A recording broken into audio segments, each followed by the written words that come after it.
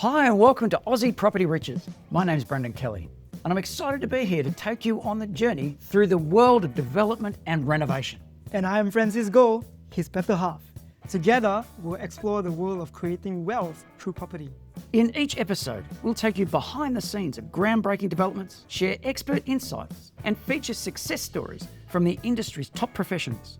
So whether you are a seasoned developer or just curious about the industry, we've got something for everyone. So join us and tune in to Aussie Property Riches. Let's get going!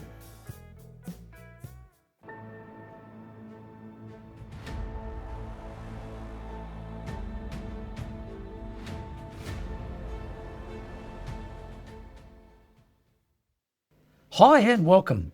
My name's Brendan Kelly and I'm joined today by my regular panelist, welcome Francis. Thank you, Brendan. I'm so glad to be here. It is an honour also to have our special guest today. Allow me to introduce Rohan Sommerfeld. Rohan is an experienced renovator and living off the proceeds of his renovation projects, congratulations, and Director of Pro Property. I'd also like to introduce to you Robyn Williams, Director of Robyn Williams Property Development, experienced developer and reluctant renovator. That's me. Hi. Good to be here. Welcome. This program is all about the fast track to financial freedom. It's all about starting small, building on what you learn, building on the size of the projects you take on, building on the frequency that you undertake those projects, and monitoring the market, anticipating change along the way.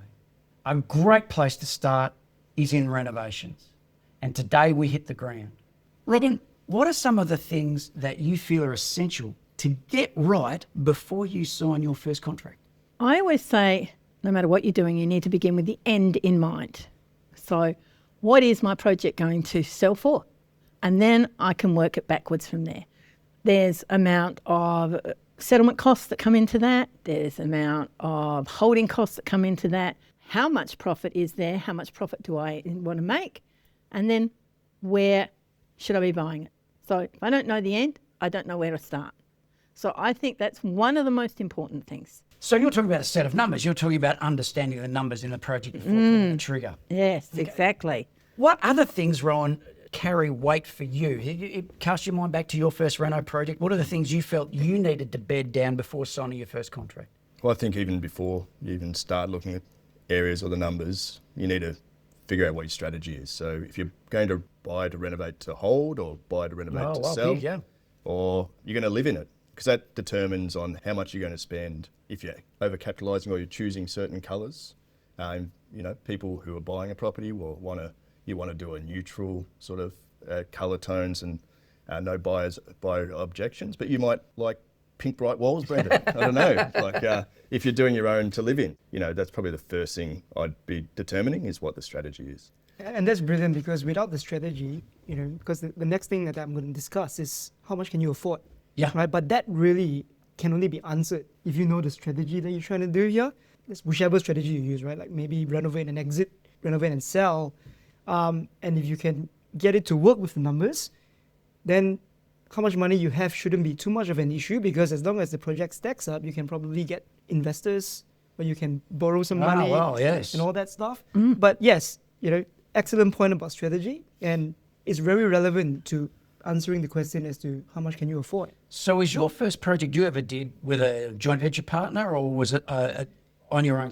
Well, I've been quite privileged in the fact that until today, I think now 14, 15 years down the track, I still have two partners that I started out with.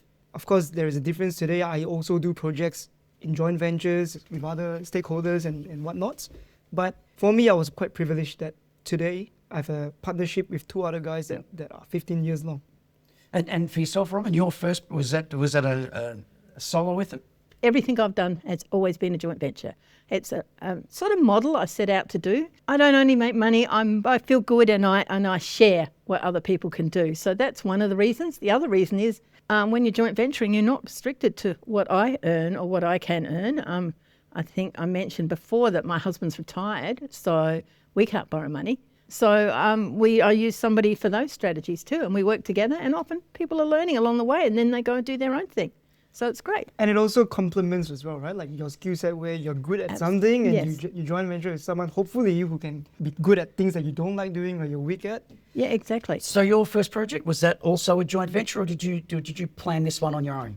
we didn't have the resources to do it ourselves, so we had to partner up with others. I was calling people and trying to raise some money and joint venture with people, but it happened my parents were staying over, and we showed them what we were doing with property and our due diligence and investment memorandum, which explains the deal and the profit and whatnot. And they said, "Oh, we're happy to guarantor it," and that was one way that opened it up. So essentially a JV, but with a family member. So And I love that. And Thank you, Mum and Dad. Investment memorandum to your parents. yeah, And I mean, for me anyway, I really am impressed with this kind of stories because, typically in a family setting, you go like, oh, it can Stay be away quite from money, casual, don't talk can be quite politics. casual, don't talk about politics. But I believe it's because you were serious and you were able to want to do it enough.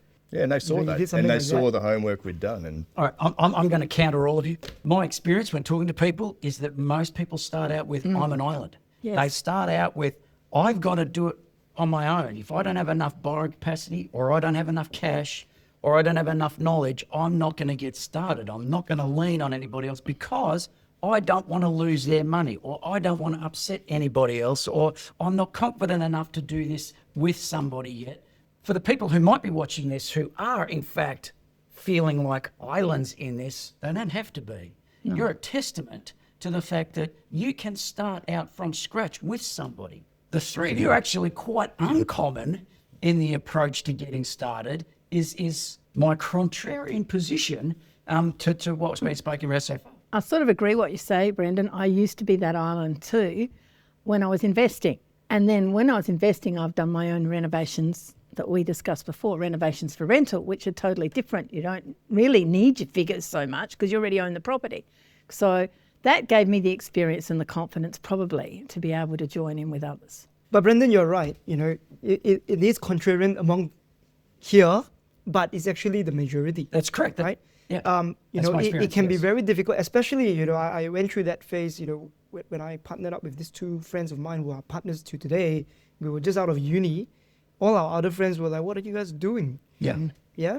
So I can understand that is the majority of people. All of us here, we didn't do it ourselves. We made From day one. an active effort Yep. to Okay. find people that align and with it can make the difference between doing something or And not doing not Correct. doing anything or not getting started at all. Yeah, That's correct. And right. also, if you do it correctly and you even team up with someone more experienced than you, it actually lowers the risk of investing as well. Yes. So they It can- also introduces accountability. Yep. So a lot of people go, you know what, I want to do a reno, but I'll do it tomorrow. However, if you've got a partner, and they said, you said you would do, there's an accountability there.